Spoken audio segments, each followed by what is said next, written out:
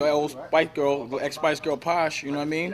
And everyone wants to question me, like, you know, Dame Dash can't work with Posh. I said, all right, everybody shut the fuck up. I'm gonna just play something for you.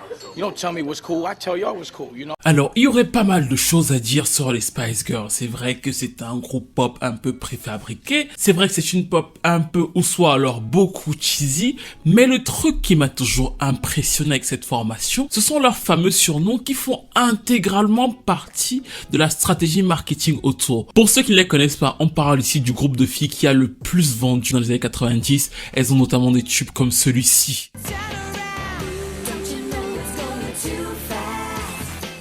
Ou encore celui-ci.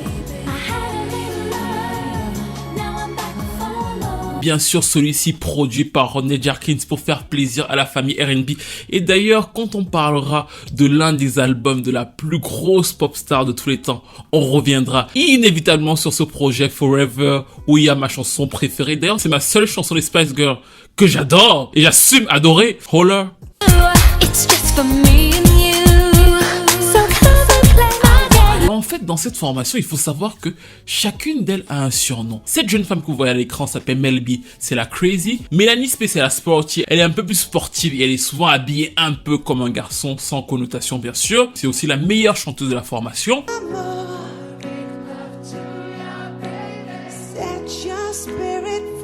Ensuite, on a Emma Bunton, c'est la blonde de la formation, elle a un visage tout mignon. C'est comme ça qu'ils vont la nommer Baby Spice. Et pour moi, avec Mélanie Spey, à savoir Sporty, c'est le duel vocal du groupe. Ensuite, on a la selon moi pas très utile mais quand même nécessaire pour l'image, à savoir Ginger Spice, la rousse d'Jerry Halliwell. Et enfin, on a celle sur laquelle cette vidéo est centrée, à savoir Victoria Beckham. Ce n'est pas une insulte de dire que c'est la femme de David Beckham, passionnée de fashion, mais surtout poche, la snob de la formation. I want to be seen smiling, having fun or eating, perish the thought. At least nibble. Not one that's pretty, because I can't be seen to actually eat. Right, hang on, let me get myself miserable before we go out. Bye. Et ce que j'ai toujours trouvé fou dans l'histoire des Spice Girls, c'est que quand vous prenez ces filles au début de leur carrière et vous les prenez 30 ans après, quasiment aujourd'hui, en fait, elles sont toujours identiques à leur surnom en fait. Mélanie Spey a toujours ce côté un peu sporty, alors on pourra me dire, elle fait exprès de garder ça pour pouvoir garder son audience, mais non en fait, quand vous la voyez en interview, en fait, elle a toujours ce petit côté un peu garçon manqué. Mélanie B est toujours totalement crazy. Il suffit de la voir à American Got Talent. Emma Bunton peut prendre toutes les rides qu'elle veut. Chaque fois qu'on la voit, elle a toujours ce petit visage de bébé auquel on veut tirer les joues. Et enfin, Victoria Beckham, qui est toujours cette superbe fashionista, est toujours snob. We are shooting a cover story celebrating the rich and inspiring history of one of the most enduring style icons of all time, me, Victoria Beckham. Non, je n'ai pas oublié Jerry, elle a toujours la même tête. C'est juste que je n'aime vraiment pas sa voix. Je vous expliquerai peut-être pourquoi une autre fois. Mais aujourd'hui, nous sommes ensemble parce qu'on a eu une semaine difficile. On a déjà eu un long sujet un peu socio, machin, Will Smith. Donc on va se poser en douceur pour revenir sur la période rap ratée de Victoria Beckham. Parce que oui, Victoria Beckham a failli devenir une queen of R&B, une queen of hip-hop. Du moins, c'est ce qu'elle a semblé croire. Et elle n'était pas la seule parce que Damon Dash, le partenaire de Jay-Z chez Rockefeller, pensait aussi que Victoria Beckham était prête, allait devenir la nouvelle, la prochaine, la future, l'ultime Jennifer Lopez. Ah bon? Saviez-vous aussi que Victoria Beckham avait posé avec l'un des groupes hip-hop les plus respectés de la street, à savoir M.O.P., et que la chanson est toujours disponible et que eux ils l'assument totalement.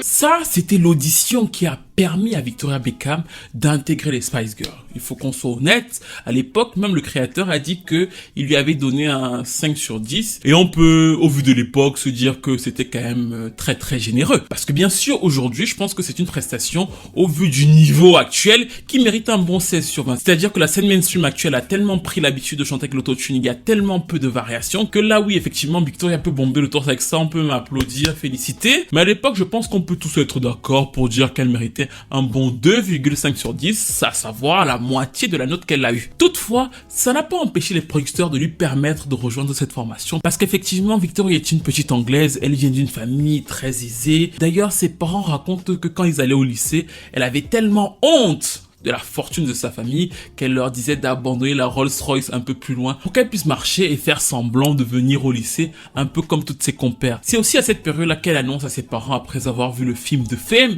qu'elle va devenir chanteuse. Là, c'est pas une American Baby, donc les parents écoutent, ils se disent ah, ça va être quand même dur. Comme il y a pas mal de moyens, on l'envoie dans une école d'art. Dans cette école d'art-là, effectivement, elle va beaucoup travailler, mais principalement la danse et la mode. Le chant était un peu un accessoire, ça s'est vu lors de cette audition, mais ce qui va intéresser les producteurs, c'est justement l'ensemble en fait. Le fait que même si c'était pas une chanteuse extraordinaire, elle avait ce bagou, ce petit côté snob, et effectivement sur scène, avec ses petites maniques de bourgeoise, elle s'amusait, elle donnait le change, et c'est comme ça qu'elle va décider de rejoindre la formation. Il va y avoir pas mal de péripéties, mais toujours est-il qu'en 96, elles vont lancer leur premier hit mondial, à savoir Wannabe.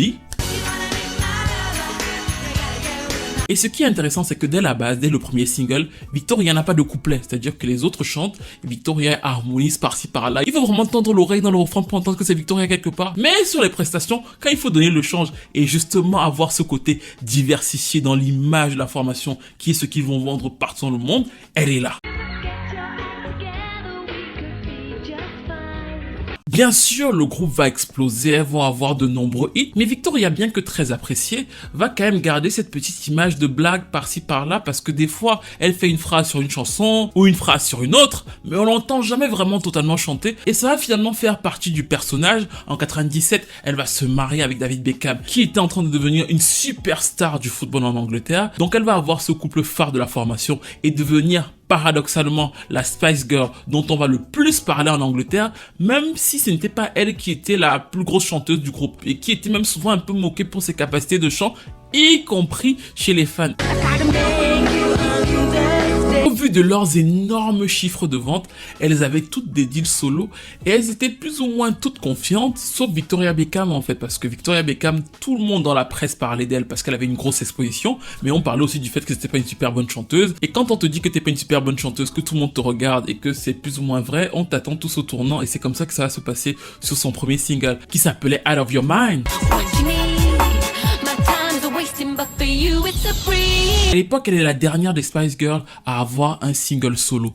Toutes les autres ont réussi à avoir des numéros 1. Donc tout le monde l'attend pour dire est-ce que toi aussi tu vas y arriver? Et finalement elle se retrouve malchanceuse parce qu'elle tombe sur Sophie Ellis Bextor qui sortait sa chanson Groove Jet. Donc il va y avoir une grosse bataille dans la presse anglaise pour savoir qui de Sophie ou de Victoria va gagner. Et bien sûr, à la dernière minute de quelques ventes seulement, c'est Sophie Ellis Bextor qui va gagner. Et donc de fait on va commencer à dire que bon, les autres ont réussi, toi tu as raté, même si effectivement la première semaine n'était pas si mauvaise. Sur le second single, elle va sortir la chanson Not Such an Innocent Girl.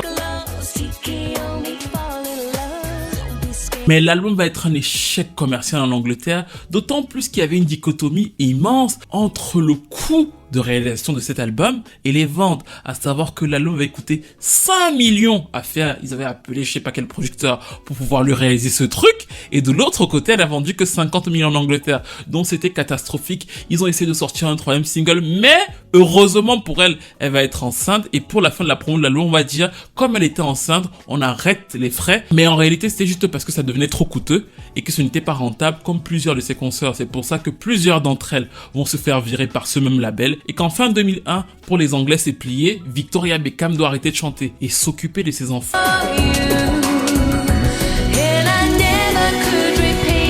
Mais c'était sans compter sur un label Tesla Records et une agence de management qui vont se dire putain, elle a quand même une super exposition, tout le monde la connaît, il y a forcément quelque chose à faire avec Victoria Beckham. Ils vont aller vers elle et ils vont lui tendre un contrat en plus bien juteux, 1,5 million de dollars pour pouvoir enregistrer un nouvel album. Et Victoria va se dire ah, même s'il n'y a pas de vocals là, ça va sortir. Donc elle retourne en studio et elle commence à enregistrer. Sauf que elle est pas sûre de sa direction artistique. Donc elle commence sur un album électro un peu plus dans la vibe de Kylie Minogue et ils vont tester en radio la chanson Let Your Head Go. Et elle se rend compte que les retours sont froids. Elle se dit que qu'est-ce qui se passe? Où est-ce que je peux poser ces vocals pour que ça imprime bien? Et c'est là que Tesla Records va contacter Damon Dash aux États-Unis. À l'époque, Damon Dash, c'est le partenaire de Jay-Z. Il gère Rockefeller Records, qui s'occupe principalement d'artistes hip-hop, et il recrute donc de nombreux talents partant le monde. Quand Damon Dash va comprendre que Victoria Beckham veut travailler avec lui, il va voir tout de suite les dollars, parce qu'il va se dire, si Jennifer Lopez, qui est pas une super chanteuse, on a réussi à l'imposer partout dans le monde, bah je peux faire exactement pareil avec Victoria Beckham. Donc il va l'appeler, et la première chanson sur laquelle il va lui demander de poser, c'était un titre qui s'appelait Is That Sample, qui était en duo avec les M.O.P. C'était un groupe de rap new-yorkais hyper agressif, plutôt hardcore. Il va dire à Victoria, est-ce que tu peux? Et elle va lui dire, comme Obama, Yes I can. Put her some. I put her with M.O.P. You know, make a real gangster. She passed the M.O.P. test, and then we did. As a matter of fact, we just did 6 records in 5 days. Et c'est donc de là que va partir cette association. Et Victoria, en fait, dans le même temps, elle va mettre ses œufs dans plusieurs paniers. Quand elle passe à la télé, elle a toujours son truc de petite fille un peu snob. Des fois, elle arrive avec son chapeau, vieille dame anglaise. I have to say, Graham, I mean, he was good looking when I first met him. But, you know, had to do a bit of styling, didn't we? Elle enregistre aussi un album pop électro, et de l'autre côté, elle va à New York enregistrer cet album beaucoup plus R&B, qui sera notamment lancé donc par le single This Groove, où c'est une sorte de mélange entre Britney et Janet, c'était ça.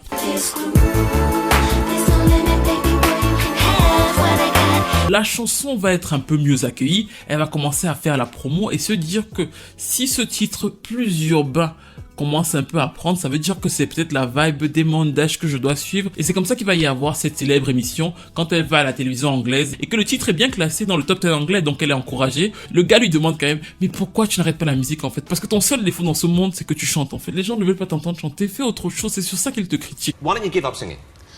No, you get so much flack for it, and it's like, you know, and the record's fine, it's nice, it's not my cup of tea, but it's nice, it's good, but I know if you gave up singing and gave it a year or two, whatever you came back with, people would treat it in a totally different way.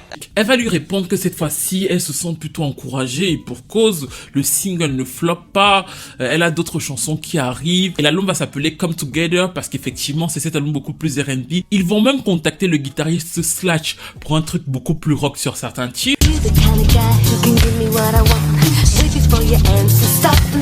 Et sur d'autres chansons encore, elle commence à sortir de sa zone de confort, elle commence à dire des dad dudes, elle commence à parler comme une chanteuse de R&B un peu américaine quoi. C'est-à-dire qu'elle essaie de faire cette transition là.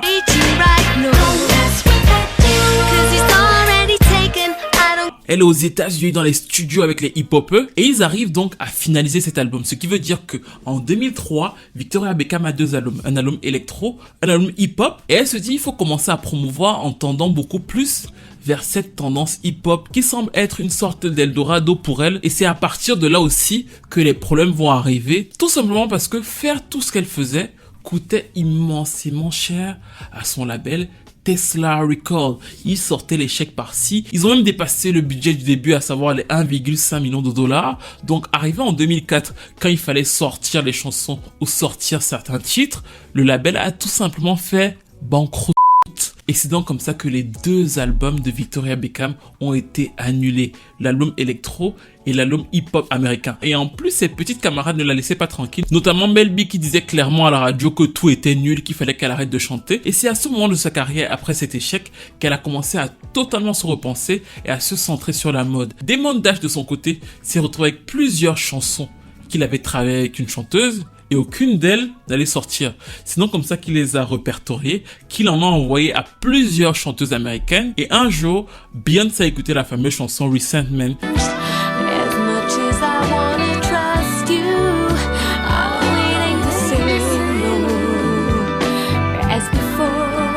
Qui était donc la chanson de Victoria Beckham. Elle a donc décidé de l'enregistrer pour BD et c'est par là que le grand public l'a découverte.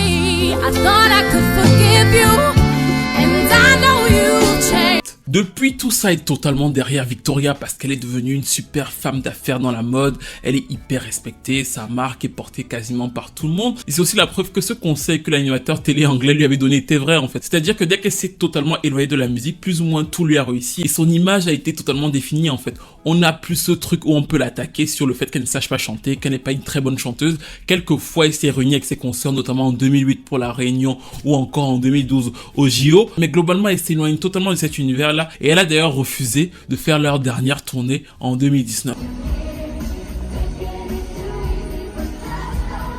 À mon goût, elle a été totalement maligne de savoir que ce n'était pas fait pour elle, surtout que l'album Come Together n'est pas exceptionnel à cause de son chant, c'est-à-dire que très souvent les prods sont pas mal, mais son chant est tellement enfantin que ça ne donne pas tout. Mais j'essaie toujours de voir Victoria Beckham à l'heure d'aujourd'hui. Je me dis qu'il y a pire aujourd'hui qui réussit à faire des albums, donc en vrai, s'ils avaient poussé, ça aurait pu marcher. Mais même par rapport à J-Lo qui était pas ouf, elle était encore beaucoup moins ouf que J-Lo. Et surtout, en fait, comparé à J-Lo, elle avait ce truc où elle avait déjà quasiment tout. On ne pouvait pas s'identifier à elle. Les gens se disaient ouais, c'est une petite snob, on l'aime bien, elle est très drôle, on ne la déteste pas, mais on peut pas s'identifier à elle. Alors que Jennifer Lopez avait tout ce truc où effectivement aujourd'hui les gens l'insultent sur internet, mais à un moment tout le monde voulait ressembler à J-Lo parce que c'était la fille qui était partie de rien, qui a réussi, et ça Victoria Beckham ne l'avait pas. Même si je me souviens toujours que quand elle était arrivée aux États-Unis en 2007, il y avait eu un buzz sur sa venue parce que les radios urbaines disaient oui, elle va peut-être revenir à la musique. Je me disais mais vous savez pas qui elle est ou bien vous savez pas qui elle est. Bref, ils se disaient qu'elle allait revenir à la musique,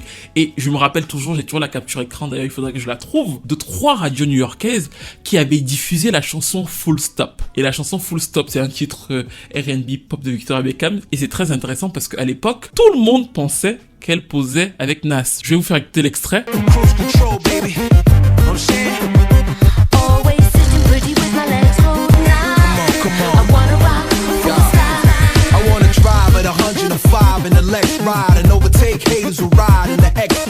Et effectivement, le rappeur, ça sonne comme Nas. Du coup, quand elle est arrivée aux États-Unis et qu'il y avait le buzz autour du fait qu'elle allait avec son mari, c'est tombé dans plusieurs radios américaines et certains se sont dit ah, Victoria Beckham va venir à la musique et va faire un truc avec Nas, et ça a été diffusé. Et les gens se sont dit en 2007 qu'elle allait peut-être tester quelque chose avec tous les contacts qu'elle avait, mais elle a eu la malice d'éviter ça, et c'est ça qui lui vaut aussi tout le respect qu'elle a actuellement dans la mode parce qu'elle est totalement focalisée sur un domaine qu'elle maîtrise. One of the most enduring style icons of all time.